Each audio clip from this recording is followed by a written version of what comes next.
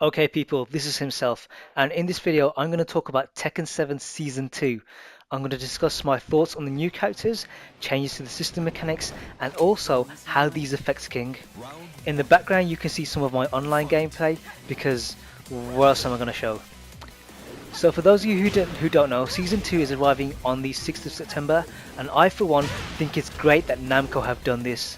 Normally interest in Tekken begins to wane after its first year, but with the new features that are about to be introduced, it extends the life of the game, and this is the first time we've had something like this. What we know so far is that Anna and Lei will be making a return to the franchise. Although I used to play Anna in Tekken 5, Tekken 6 and Tekken 2, I'm not really interested in her or Lei. What I am interested in is Negan. For those of you who don't know, he's a character from The Walking Dead. They didn't show any game footage of him or give a release date, but depending on what we see, he may be the first DLC character I buy. I'm not a Street Fighter player, so I wasn't interested in Akuma.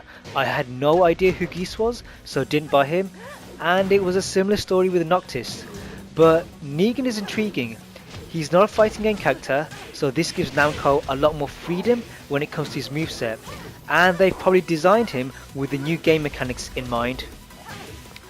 But what I would almost bet on is his rage art being Lucille, his baseball bat. There's just no way that Namco would overlook this opportunity. It just fits in perfectly with the game mechanic, and it's what everybody wants to see. What we also know is that there are 3 more characters to be revealed. Some people want Julia, some people want Kunimitsu, some people want Armor King. I personally don't want any of them. Who I really want is Alex and Ganryu. The reason I want Alex is that he shares certain moves with King, and I feel that he'd be easy for me to pick up. He has Giant Swing, he has Tombstone, he has Knuckle Bomb, you get the idea. But what Namco could also do is give him some of Armor King's moves. It looks more sensible for Alex to do AK's moves than the other way around, and it would also please fans of that character. If you're wondering why I haven't mentioned Roger, it's because Namco might not be able to put him in the game. Apparently an animal rights group complained that it was promoting animal cruelty, and Namco sadly concurred. But a Velociraptor is extinct, so it's okay, and Alex was also added to Tekken Mobile, so there's every chance he might feature in the near future. As for Ganryu, I want him to be in because he's a legacy character and he represents a serious fighting style. I can remember way back Harada saying that when Namco look at developing a new character, they draw influence from existing fighting styles. It's why they introduced Capo with Eddie in Tekken 3, it's why they introduced boxing with Steve in Tekken 4. But since Tekken 5, it seems that they've moved away from this idea, and instead they've thrown in characters that dance around more than anything else, and this is not what I want to see. Ganryu may look a little stupid, but I don't think he's gimmicky, and in terms of the storyline, if you're gonna add Julia, then why not add Ganryu as well? Now some of you may have different opinions to me, so if you do, say so in the comments. Do you think all characters should return, or do you think Namco should look at introducing completely new ones? Either way, I'm interested in hearing your opinions. For the second half of this video, I want to talk about the changes in system mechanics and how they affect King. The big change that everyone's seen is the wall bounce.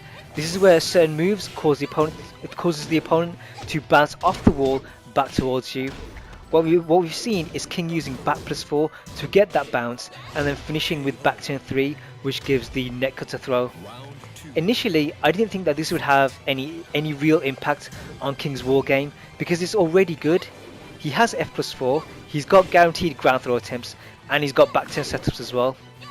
But one of my subscribers mentioned that back +4 is 17 frames, and what this means is that it's guaranteed after counter hit push. This might allow King to wall splat from further out. And also on Forbidden Realm, the neck cutter throw breaks the floor, so you might get even more damage that way. And if the opponent is juggled head towards, then a rage drive on the ground might guarantee a burning knuckle. But the truth is, we won't know for sure until after the update is released on the 6th. The other new feature that some of you may not have seen is changes to certain move types. Namco released a video during Tokyo Tekken Masters, and what we saw is a change to King's sidestep 2.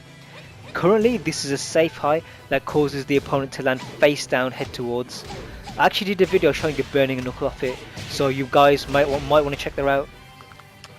But in the update, what we see is King using it against Miguel, and instead of a knockdown, the move causes an instant tailspin, similar to counter hit forward forward 1.